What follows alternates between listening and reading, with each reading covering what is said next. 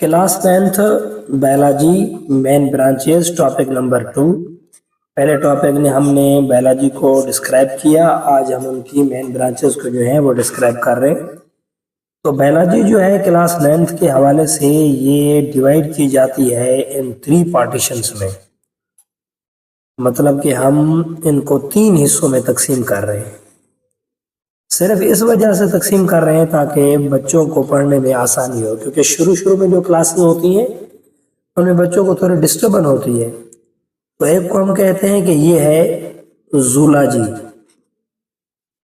और दूसरे को हम कहते हैं कि ये है बॉटनी। ये हो गई 2 मेन ब्रांचेस। आजकल मॉडर्न कंडीशन में कहते हैं कि आप इसको माइक्रोबायोलॉजी में भी तकसीम करें ताकि बच्चों को फिर पढ़ने में कुछ आसानी हो। अब इन 3 वर्ड की जो मीनिंग होगी, पहले तो हम उनको समझते हैं कि ये ग्रीक वर्ड है, इसको हम कहते हैं जू। अब जू की माने क्या होती हैं? जू के माने होते हैं कि भाई ये हो गए एनिमल्स।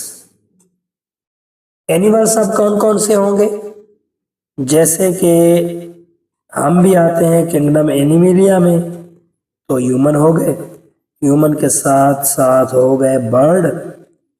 बर्ड को लिखेंगे तो फिर हम कहेंगे कि भाई फिशेस जो हैं वो भी हैं, और इनके साथ साथ ये इंसेक्ट्स भी हैं।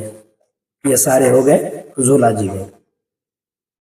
और दूसरा जो वर्ड है इसमें लॉजी या लोगस लिखा हुआ है।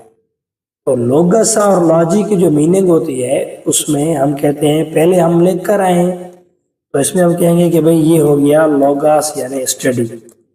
Study about animals, study about human, bird, fishes, insect, so on.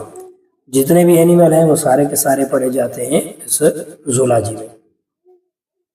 दूसरे में मेन ब्रांचेस में इसको हम कहते हैं कि ये हो गई ब्यूटेन और ब्यूटान। तो ब्यूटान के माने हो जाते हैं कि भाई आप इसमें पढ़ेंगे प्लांट के बारे में, आप पढ़ सकते हैं क्रॉप के बारे में, आप पढ़ सकते हैं इनमें फ्रूट के बारे में, या आप कह सकते हैं कि ये हैं वेजिटेबल्स।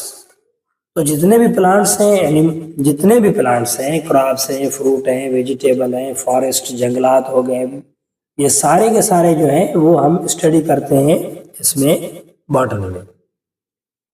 इसके बाद फिर हमें कहा जाता है कि आप तीसरी ब्रांच को देखें तो इसमें लफ्ज आता है माइक्रो।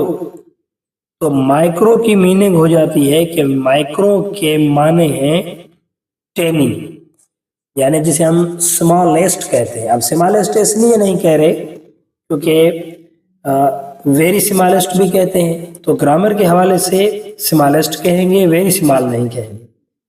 माइक्रो मीन्स वो ऑर्गेनिज्म जिन्हें हम टेनी कहते हैं, यानी ऐसे ऑर्गेनिज्म जो माइक्रोस्कोप के बगैर ना देख सके। जैसे यूनिसेलुलर में इमोबा, इसको हम ऐसे नहीं देख सकते माइक्रोस्कोप के बगैर।